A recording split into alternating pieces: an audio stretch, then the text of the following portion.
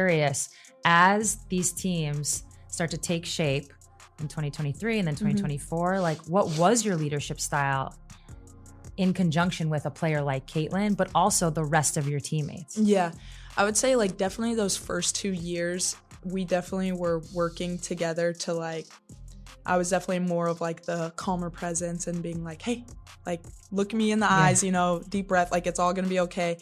And I think like the leadership style that I really had was just like trust. Like she trusted me because she had seen me like putting in the work in the gym. She knew how much I cared. Like What occurs when your closest friend is the most talked about player in college basketball? Kate Martin isn't holding back. Kate talks about their memorable journey through Iowa, including Caitlin Clark's crazy court antics and the hilarious mayhem off the hardwood. Imagine one wayward squirrel, inside jokes, and slam dunks. Wondering, you ought to be. This goes beyond basketball. It's genius behind the scenes with a dash of humor you didn't realize you needed. To put it mildly, Iowa was never dull. Had around 139 games. Like that seems like a ton of games, and lucky enough we've had postseasons where we've got a lot of extra games, whether it's been the Big Ten tournament, whether it's been the NCAA tournament. We've been able to have some long seasons, and that's something I'm really thankful for. And to be honest, like I don't think I have the type of career if I don't have a teammate like Kate. She's been one that has had my back. You know, she holds me accountable, I hold her accountable, but I think at the same time, like me and Kate are wired so similarly that like we get each other on a different level. She's so competitive. You know, her dad was a football coach growing up. That entire period was famous. Complete folkloric status, that is. The team mom, the locker room therapist, the floor general, the sideline hype squad, the glue, the heart, and somehow the team prankster was Kate Martin. She was more than just a basketball player. Even if you were sitting in your living room on a Tuesday night, you would want to dive for a loose ball because of the caffeine intensity with which she lived it. Because you were the first person who I felt like said, yeah, Kate Martin's a pro. Like draft Kate Martin, she's gonna be able to do different things. I think you started saying that you're either sophomore or junior year. And you know, media members aside, I'm not, you know, maybe it's me, maybe it's not me, not gonna throw myself under the bus here. We were like, you know what, I think she can be a fringe WNBA player. She has potential, but you know, Caitlin's giving her endorsement. If there's one thing I've learned about you in covering you for 4 or 5 years or whatever, how long it's been, when you talk ball, you genuinely talk basketball. Like there's no personal relationship attached. So I guess, how do you feel about Kate doing really well and unrivaled so far? And now she's getting a chance at the Valkyrie to really make a statement next year too. She is currently living out her WNBA dream, which is similar to a real-life sports film, except that she is the star, director, cinematographer, and most likely the composer as well. Don't fool ourselves. Kate was more than simply the squad captain for Iowa. She was the epitome of teamwork. Kate was the one who made sure everyone knew the scouts stayed locked in and remembered to water, even if Caitlin was nailing logo threes and defying the laws of physics. So Caitlin Clark revealed her squad goals, sort of. This is a play on words, a pun, if you will, just having a little fun with Caitlin Clark's latest interview. She did an appearance with, I believe his name pronunciation is David Eichel of Swarmcast 24/7 Sports. I will link the full piece in the description. Kate Martin was always the one to provide Iowa with a halt, a spark, or a caustic comment to defuse the tension. Oh, you mean the actual House of Splash, Golden State? The place where a 40-inch vertical is worth as much as basketball IQ. Could a player who is all hustle, brains, and hustle again find a more poetic place to land? She blends in well, hitting corner threes as though they offended her, establishing screens as though she's getting paid per bruise, and slicing through defenses like a hot knife through defensive misunderstandings. Quick, what did you notice about Caitlin's like work ethic? Yeah. Was there anything that stood out?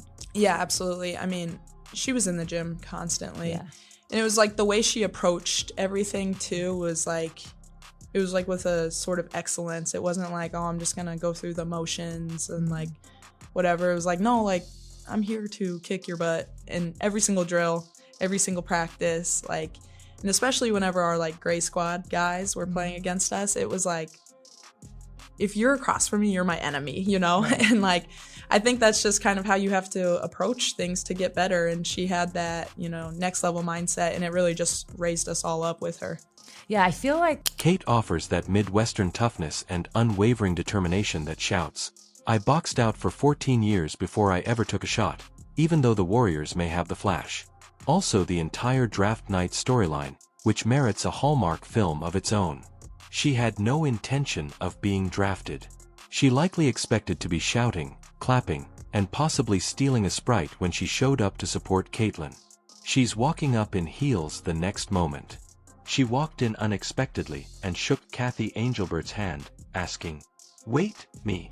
In WNBA history, that was the most innocent narrative twist.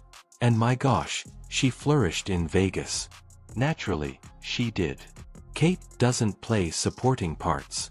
She entered the locker room as if she had been there since Bill Lambert created defense, even though she was a newbie.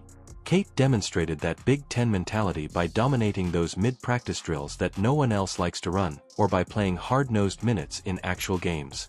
No weak sauce, no days off, and no excuses. In about 4 seconds, she defeated Becky Hammond. She accomplishes the tiny things that lead to huge things, which is why even the veterinarians adore her. She is aware of where to go. She shouts the appropriate thing at the correct moment and communicates like a point guard with a PhD. She also doesn't flip the ball over as if it were composed of lava. Workout or training video, I've discussed how Caitlin Clark is going to have time to work on her game that she otherwise hasn't had before. She went straight from college to the pros, grueling schedule to start the WNBA season. It's a scary thought for the rest of the league. I've articulated that on many occasions, but she said it herself too, which of course adds fuel to that. And then the other was Unrivaled and Kate Martin's performance at Unrivaled. Kate Martin has looked great thus far at Unrivaled. Obviously, Kate and Caitlin have a bit of a relationship. After the transfer to Golden State, the basketball gods formally said, "Yeah, she's one of our favorites." Because Kate Martin is essentially a living algorithm in that system, which is based on movement reads and split-second decisions. She cuts the back door for a layup as soon as you blink. She's nailing a three as if it were a practice shot when you assist her. Before you can recover, she's speeding past you, dealing it off, giving a child in the third row a high five, and clapping defensively because you overplayed the handoff. It makes so much logic that it's almost aggravating. Furthermore, Kate is more than just a player. She is a presence. She was observed by every Iowa supporter, impartial onlooker, and even casual fans who turned in because they believed Caitlin was going to drop 40. As if it were Halloween candy, she was in the huddles pointing things out, giving backhands, and offering encouragement.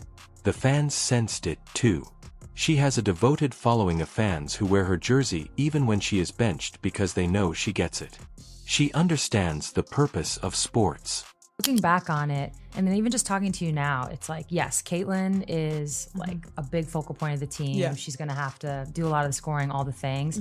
And it's almost like good cop, bad cop or something. Yeah. I don't mean it in like No, literal terms, but she just had to like be herself, and that was going to win you games. But then you had to come in and kind of be like a calming effect. And that, so I'm actually... Cooperation, modesty, perseverance, and the quiet capacity to chuckle when the referee calls a charge that was clearly not a charge. Her story is the result of combining hard work and passion, fate and preparation, and a dash of shine to make it truly unique. And to be honest, there's something enduringly fulfilling about seeing someone who wasn't meant to succeed. Kate's accomplishment seems intimate. It's similar to seeing your best friend get promoted and then unofficially take over as CEO. She was that teammate who cheered everyone up, gave up open shots to give someone else confidence, jumped for balls during 30-point blowouts, and always appeared to be having a great time.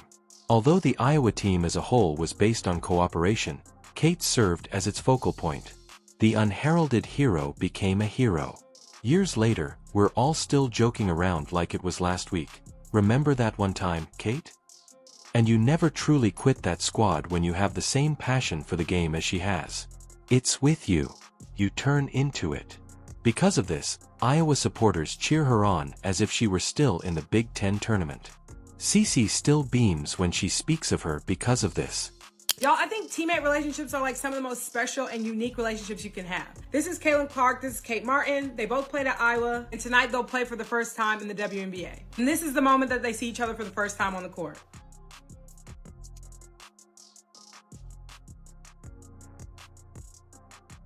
Like I said, the teammate relationship is already so special, but you can just imagine in Caitlin Clark's position, where she's already admitted it's quite isolating being this popular at this point, so much so that she doesn't really go out very much. Not to mention there's been so much criticism online, not by the players, but simply the territory that comes with being a popular woman in the women. Because of this, every former teammate most likely has a tale about how Kate Martin kept me from losing my mind before practice. Perhaps during warm-ups, Kate Martin made a funny remark that diffused the tension before we defeated Indiana by a margin of 22. It's simply uncommon. That type of charisma, chemistry, and vibe. She is the type of person who is very sincere. Ugh, she's so likable, even the rival supporters say. It's interfering with my trash talk. It's likely that even the mascots adore her. They are now pen buddies after she most likely fist-bumped the Lynx mascot. She really is cool. She infuses the main character with vitality in the least self-serving manner imaginable. She is aware of her talent, but she would prefer that you take center stage. She will just be out rebounding someone 5 feet tall and giving out dimes like a vending machine of help. Not for nothing, but more sports stories like hers are needed. Moore put in too much effort to avoid being noticed arcs, even though he wasn't meant to become a professional. There are more people who show up, work hard, and are not just prepared but also overqualified when their numbers are called. But Kate Martin didn't require 12-bag viral clips, dazzling mixtapes, or nil deals. She probably has a couple, to be fair. All she needed was a chance. And she's making every minute count now that she has it.